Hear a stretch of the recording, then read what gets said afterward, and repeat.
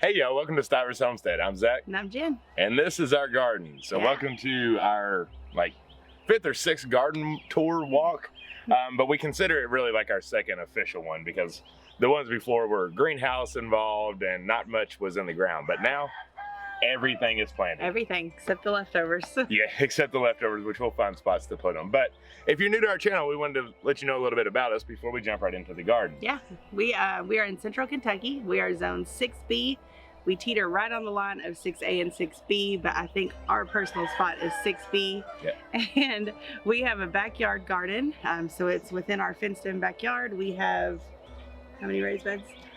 We have 3, 7, 8, 9, 10, but all vary in size. So most of them, we have like some 3x12s, some 4x12s, a 3x30 footer, and then 2 3x12, 15-ish. Yeah, and 2 flower beds in the front. Yep. We also have a tilled garden because that's how we started gardening. We always tilled the ground and put our plants right in it. It never steered us wrong, so we still designate a section to that. That's where we put different stuff that you'll see. But yeah, I think that's the gist of it. And one new thing that she missed that we're doing this year is Roost Out gardening. Yeah, so, which is our potato bed. And you're gonna see all of this. We're just kind of laying the ground for you. But we like to try and experiment with all kinds of gardening techniques. That's our goal, is to just really try it all, see what works best. Because also, not one process works best for each plant. Yeah. So some plants do better in different environments, and that's what we will show you. So you'll get all kinds of gardening tips and tricks. Now that everything's in the ground, it's time to fight pests. It's time to fight loads of rain, which a lot of us are getting right now. And the pests that have come way early this year. Yes, because if you're anything like us, we had no winter. Yeah. And so that means more and more bugs in the summer. Yeah. So you get to learn how to handle all that stuff if you continue to watch our garden tours, and that's what you'll be expecting. So let's go ahead and hit that subscribe button right now if you haven't already. All right. And let's jump into it. Let's go. Good morning, chicks. Everybody got them some fresh straw because all we do is get rain. But if you have chickens, all they do is just kick it around and make sure it's all muddy again, because that's what they love to do. Okay, the first stop is our Roost Out Potato Bed, and it is doing amazing. We have so much growth and it's happening so fast.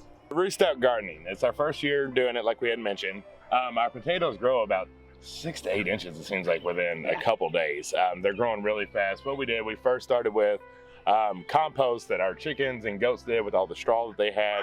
We had that composted down, and then we laid it on, and then we added some fresh straw. So if you're doing this type of gardening, the one thing about straw is it does continue to go down as the year continues, and you got to keep adding straw because potatoes cannot have sunlight. You don't want the sunlight to penetrate them because it can rotten them. And so this past weekend, we added a new fresh layer of straw. So we have 4 rows here. That would say they're what, probably about 20 foot? Yeah. Or 20 feet long. So we added 2 full bales. So it was 1 for every 2 rows that we had. And I'm excited about them. Yeah, I am too. So we got all our seed potatoes from Hall's Tools.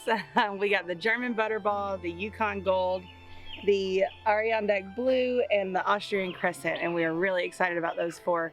If you're interested in growing potatoes, you can do another round in the another round in the fall and get those going.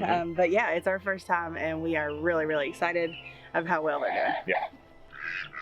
Yeah. And not all have been created equal in our garden. So the German Butterball is doing the best. The Yukon Gold and the, how do you say this one? Adirondack Blue are the only 2 that were kind of spotty. But the best is definitely this one. And say it for me, babe. Austrian Crescent. Austrian Crescent. And this one is just really popping. Fun random find. A broccoli plant is growing over here by our chickens, just out in the middle of where we walk. No idea how I got here, but she's a volunteer from last year, I guess, or something to do with the chickens probably. But there's a little broccoli. It ain't gonna make it, it'll bolt, but hey, it's still pretty cool. So at the front of our garden / backyard, when you come in, we have this beautiful caterpillar trellis over our gate, and then we have our 2 flower beds. So we've got a Mexican love vine that's grown up on both sides, and then we've got some lilies and a bunch of zinnias. These are our 4-year-old daughter's beans. She just grabbed some beans, but I think they were scarlet runner beans. I'm not really sure. She put them here and they have attached, and they're growing way up and they're putting off a beautiful bloom. So Yeah, she's really excited about those. She's 4 years old, but she loves the garden. All right, and then over here in our beautiful green stock, Jen's nasturtiums are getting huge. Look at that leaf. That's my hand, and I have pretty decent sized hands, but they are doing awesome. It's really hard not to eat them. Yeah, they're really good. If you don't know what a nasturtium is, it's a beautiful plant, but it's also edible. It's kind of spicy. Mm-hmm. What would you say? Almost kind of like horseradish. Horseradish, or yeah. Radish. Yeah. But they're flowers and they bloom down and they kind of trellis down and it's really pretty. Yeah, they're getting to the point now to where they're getting ready to start laying down and it's going to be really pretty in the green stock. But they're great in salads, you know, kind of chopping them up, maybe like cilantro. Yeah, you chop can eat the flowers too. Then down here we got radishes. Trying to see if any of them were poking themselves out just yet. But they're doing really good. They're really big. They only take 20 days to be ready to go into your kitchen and have a harvest. So we threw them in there. Once they're out, we'll probably throw some lettuce in and see if we can handle them in the heat tolerant weather we have here, and try to just keep clipping and cutting. Here's some of our leftovers. We got an aloe vera plant, which that one's ours. We ain't getting rid of that one. But then we got a bunch of tomato plants still left, but they're still doing all right. All right, till garden time. So we just planted this yesterday. The one thing about a till garden is you really gotta wait till your soil is decently dry. It doesn't dry up as quickly as raised beds do. So it took us a while to get this planted and we're definitely behind, but that's okay. We've got a bunch of squash in here. So it's straight neck squash. We got some squash lemon, or do they even say lemon squash? And then we even got one of the little... Like a patty pan. Yeah, patty pan, that's right. My words slipped from me. And then we got 3 or 4 zucchini plants. Jen's famous zucchini bread is what we mainly use that for, but we love all of our squashes. So right here, we decided to put 2 ground cherries in the ground and see how they do in the tilled garden. Hopefully they do well, but we decided against the cattle panels because we put some melons over there, and so we just decided to throw 2 in there. Okay, then over here we've got 5 Connecticut field squash. So it is a squash, however, it's like what you would see in a pumpkin patch. It's a nice, beautiful orange pumpkin. So we got 5 of those here, and they'll just get all of this area to spread itself out and grow. Okay, and this is all of our leftover tomatoes, probably 100 plants that we have left over that we didn't get to sell. So if you're watching this and you are local and you still need tomato starts, please contact us because we really don't want these to go to waste. If it comes down to it, we'll probably go down the road or sit at the end of the driveway and sell them, but I want them to go to someone. So if you need tomato starts, please let us know. All right, let's give you the wide shot because this is where we're headed. Pallet trellises, raised beds, grow bags, everything. Let's get into it. A little muddy today, babe. A little bit. Little bit. Everything's wet. So this is our tomatillo bed. It's actually our first time growing tomatillos, but we wanted to give it a try and see if we like them. So this was our pepper bed last year, but this year we designated it to these tomatillos, and we've got 1, 2, 3, 4, 5, 6, 7 plants, and we went ahead and staked them for when they do get taller, and we'll probably tie with some little tomato tape, probably tie the stems to it. But they're doing really well. They grew really fast, even from seed, and I was really shocked how fast they grew.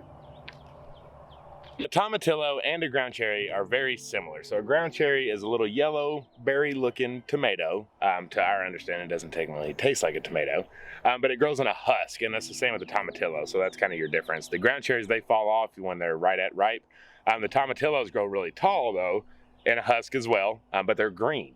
And so what our understanding is they grow really well for salsa verde, your different kind of sauces, and maybe Mexican cuisine is what they're really popular for. But we're excited about it because we love that cuisine. And she loves making salsa. So it's definitely worth a try. We're really excited to see the production from them. Yep. This is tea garden number 1. This is the original bed. The chamomile is crazy. I need to come out and clip the flowers off because we dry it and use it for tea. This is dill that's doing really good. Excited about that. More chamomile. This is my lemon balm bush that I planted last year from seed, and it has grown like crazy, and it came back this year and it is now a bush. And then more chamomile here. Chamomile for days. But it's beautiful. Such a beautiful bed when it's all bloomed up. All right, we've got some leftover tomatoes here that we've got in grow bags we're going to try in there. We would never have, but we're going to see how it goes. We've already staked them. We use tobacco sticks, if you're wondering, not really tomato cages, but the tobacco sticks work well for us, and there's plenty in Kentucky. Yeah, and I just duct taped the two together to make it taller. Gorilla tape. This is tea garden number 2. We've got calendula coming up everywhere. We've got Chinese multicolor amaranth spinach. Excited about that because it is heat tolerant. We've got marjoram. We've got some fennels coming up, which I'm really, really excited about. First time for those. Some purslane greens, some common yarrow, and some parsley, which is Giants of Italy. And then here's my St. John's wort plant.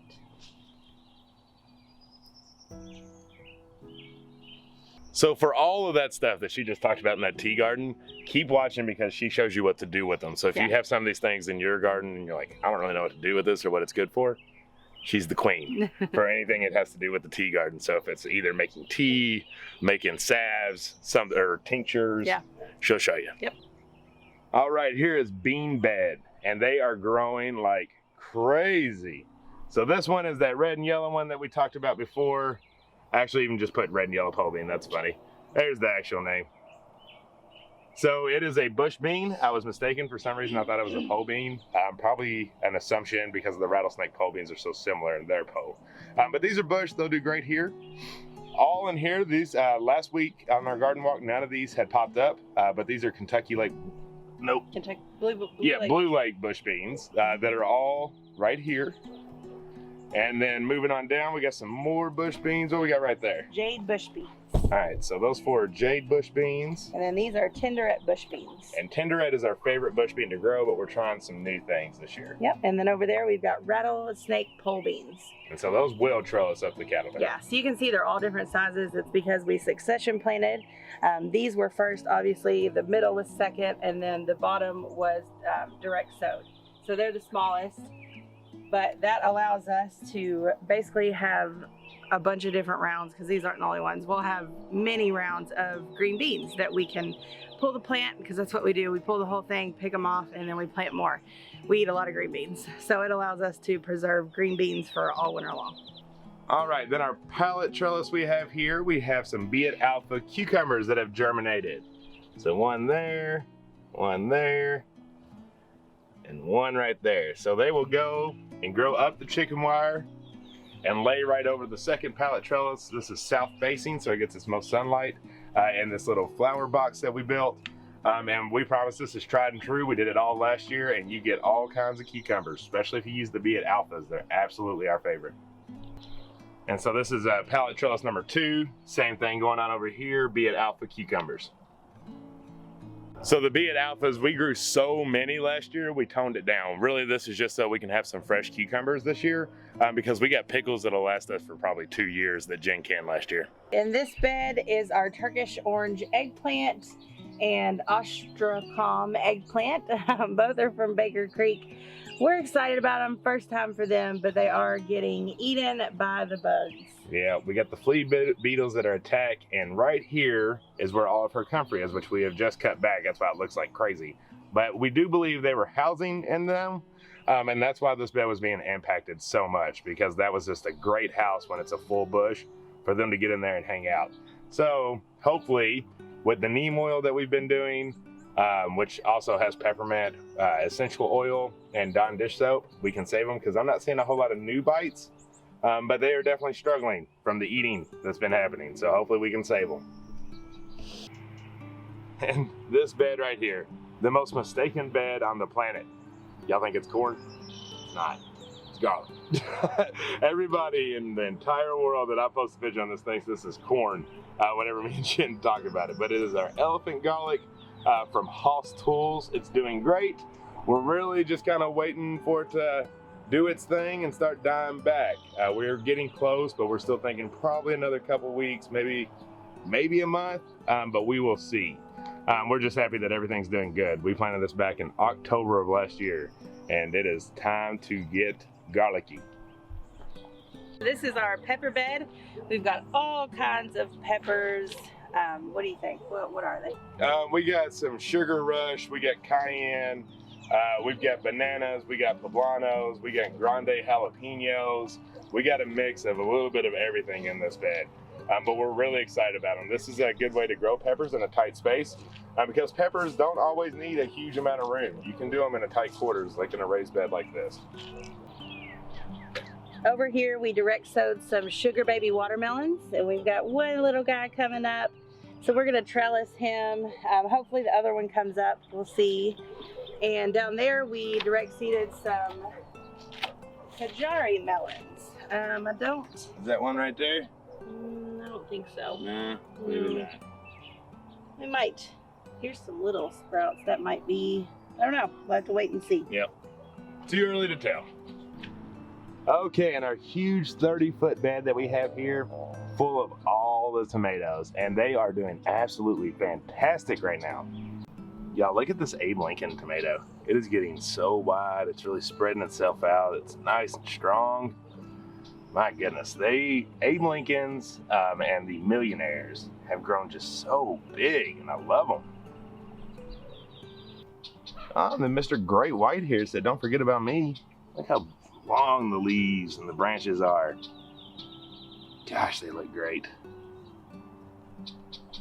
One of our favorites to grow are oxheart tomatoes, and this one is a yellow oxheart. So one of our favorites is pink, so we decided to give a yellow a try this time.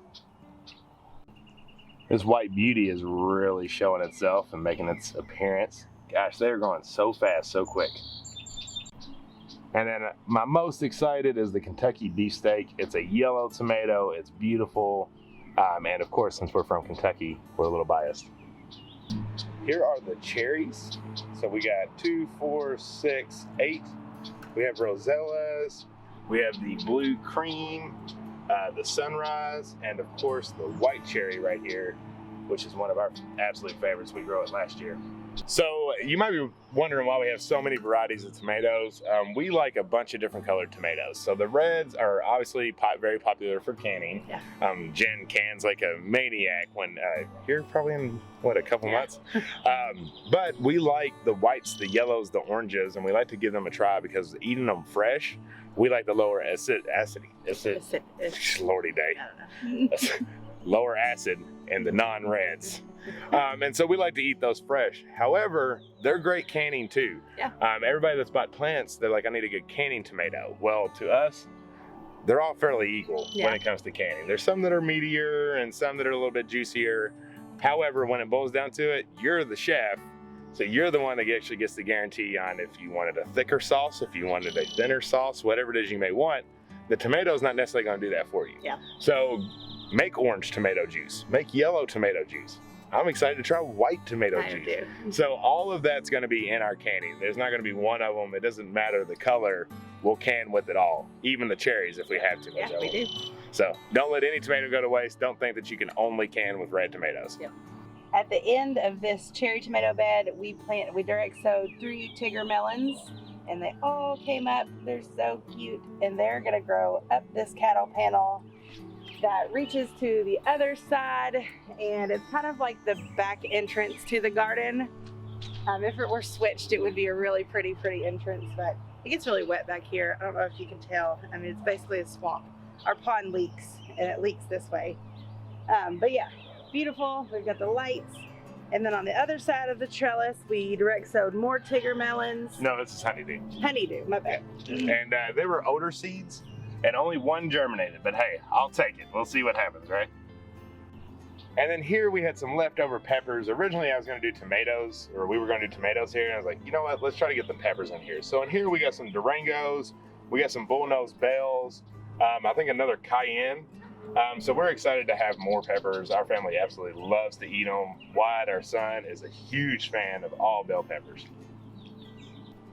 Last but not least, this is our okra bed. It's all Hoss Tools mixes, some orange, some burgundies, and some regular. But we planted these last week. We started them from seed, transplanted them into this bed. Okra loves hot weather, and it has been extremely hot and humid here. So they have taken off and they have tripled in size.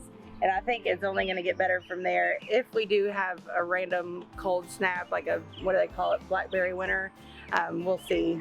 They'll be fine, obviously. They just won't grow as fast. But we wanted to get them started early this year because last year we was too late waiting on the hot and making sure it was hot outside. So yeah, we're trying it and they're doing really well.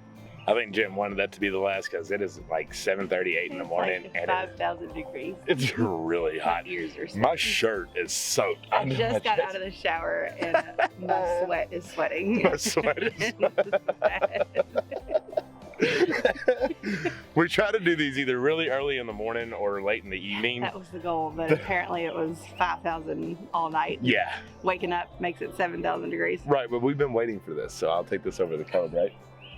No. But we have one more thing to show you. So who said you couldn't have an orchard right in your backyard? So here's one of our blueberry bushes. You got a few little bitty pieces on there. They're definitely not ripe and they won't be this year, but there's one of them, nice and healthy. And here's our second blueberry bush. She's a little bit smaller, so we have a couple years to go there, but she is doing really well. Here's our beautiful pear tree. And then we got two apple trees, one right there and one right there. Whew, found us a nice shady spot to wrap this up. I mean, whoa, lordy day. It's hot. But yeah, so this is our backyard garden that we have. It's on, I don't know, it's not an acre. No, it's probably a quarter an acre. Yeah, Acre. And that's just where the garden is. Of course, we have animals scattered amongst our 6 acres that are truly on this land. But we wanted to show that you can grow all your vegetables that you need in a backyard. Yeah. And it's that simple. You just sacrifice, green grass. Yeah. Which we still have plenty of that I'm trying to mulch up so I ain't got to mow no more. That's one thing about raised beds. You have to weed eat around them. So you can get your weed tarp down and lay mulch. It makes your life a lot easier on keeping it nice and clean. But I hope you enjoyed the garden and the apple trees. We're not standing on a blueberry one, are we? No. Okay, it's right there. We had a lot of fun. We love showing you all the garden. We hope your all's garden is doing the same thing and just pumping out some growth. The beans, like we said, and the eggplant are getting attacked by flea beetles. So if you're struggling with that, just stay on the neem oil. I do it every other day when a bug is around.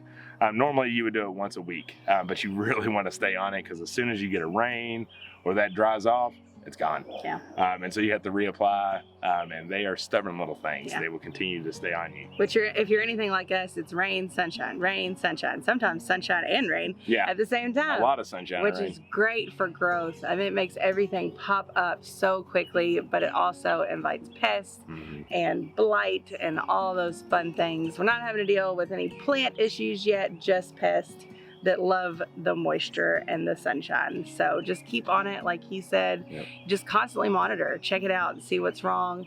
Make sure you stay on top of it, because if you don't stay on top of it, then it's too late. Yep. And don't forget your liquid fish. Yeah. That is great for the garden. It is straight organic fertilizer. It's literally just fish liquid. Yeah. And so keep putting that in there. The plants absolutely love it. Your soil loves it, and it's just going to continue to make you a better soil for years on the more you add that. Yeah. So hopefully you guys enjoyed. We hope you had a great Memorial Day weekend. We did. It was very relaxing. Wasn't one of those you come off of and you're like, oh, I need a vacation from that. Yeah. We relaxed. It was great. Thank you all for the support, and we hope you had a wonderful time with your families. And be looking for videos all this week. That's absolutely right. And we don't know about the live. We had to cancel it from yesterday because it was Memorial Day. So we don't know if we'll have another one this week, but if we don't, we'll definitely be back on next Monday. Yeah. All right, y'all. Don't forget to hit that subscribe button if you haven't. All right. We love y'all. Until the next one. Bye. Bye.